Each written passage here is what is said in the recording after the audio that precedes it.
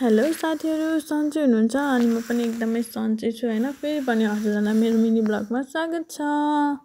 यो टाइममा चाहिँ लगभग 9 बजिसकेको थियो हैन। हामी चाहिँ कहाँसम्म जाँदैछौँ त भनेर चाहिँ हेर्दै गर्नुहोस् है साथीहरू। अनि म र दिदी चाहिँ बाटैतर्फ लाग्यौँ हैन। अनि लाग्यौँ। अब रातिको समयमा खासै राम्रो पनि देखिरहेको छैन, इग्नोर गर्नु होला मेरो ब्याकग्राउन्ड र मेरो क्यामेरा क्वालिटीलाई चाहिँ हैन साथीहरू। त्यो बेलुकाको समयमा अलिक राम्रोसँग देखिरहेको छैन। अनि हामी चाहिँ सर्टकट जाने भनेर ठ्याक्क दुईटा रोडको बिचको त्यो सानो गल्लीमा छिरेको है।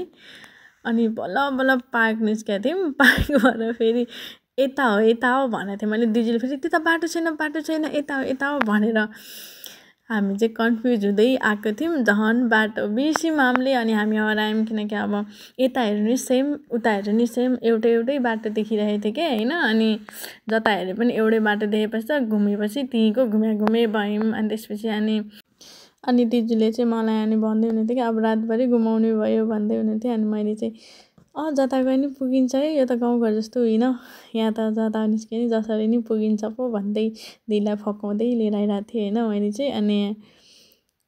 अनि दिदी पनि आउँदै हुनुहुन्थ्यो। अनि त्यसपछि दिदी चाहिँ एकदम अझै हँसिलो हुनुहुन्छ क्या। अनि हँसाइराख्नुहुन्छ। अनि हाँस्दै गफ गर्दै अनि हामी चाहिँ हामी गफ गर्दै आइरहेको थियौँ है। त्यसपछि त अनि कता हो त्यसपछि झन् बाटो कन्फ्युज भएर हरायौँ। एउटा गल्ली छिरेपछि चाहिँ ठ्याक्क आउँथ्यो। अनि मैले चाहिँ बिर्सिगएँ क्या। अनि त्यसपछि अनि हामी हेऱ्यौँ अनि त्यहाँ ठ्याक्क एउटा मान्छेलाई देख्यौँ है। अनि त्यो दाइलाई चाहिँ सोध्यौँ। अनि दिदीलाई चाहिँ सोध्नु भनेर पठाएँ। अनि दिदीले चाहिँ सोध्नु नि भयो। अनि त्यसपछि उहाँले भनिदिनु भयो। त्यसपछि हामी बल्ल गरेर पुग्यौँ। अनि हामी चाहिँ यसरी हराउँदै घुम्दै हामी दुईजना दिदीबहिनी चाहिँ फाइनली मार्केट आइपुग्यौँ होइन। यो चाहिँ सफिर महल हो, यसलाई चाहिँ सफिर महल भनिन्छ। अनि हाम्रो रुमबाट लगभग 25 मिनट जस्तो टाढा छ होइन।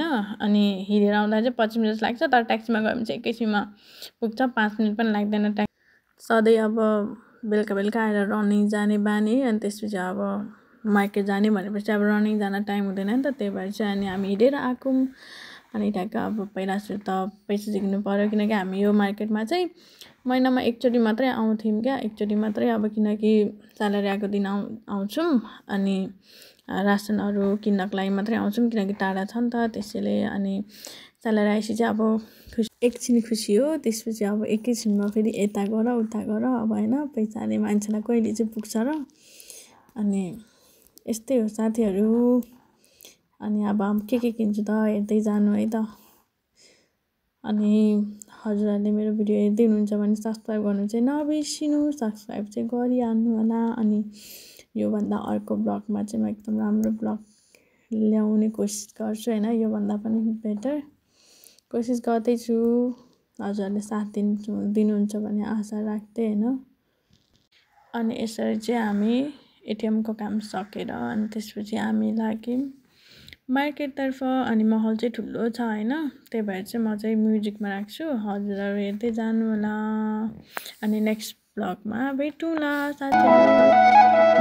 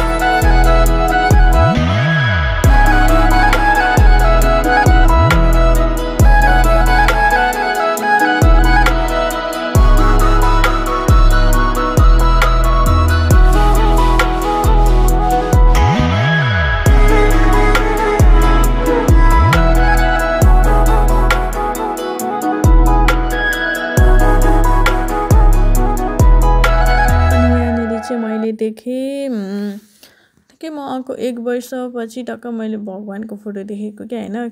म कति सिटीतिर पनि कति महलहरूमा चाहिँ गएँ कि तर मैले भगवानको फोटो चाहिँ देखेको थिइनँ क्या। अनि त्यसपछि भगवानको फोटो देखेँ अनि कतिचोटि ढोकेँ मैले होइन खुसी हुँदै, किनकि मैले फर्स्ट टाइम देखेको थिएँ बाहिर आएपछि।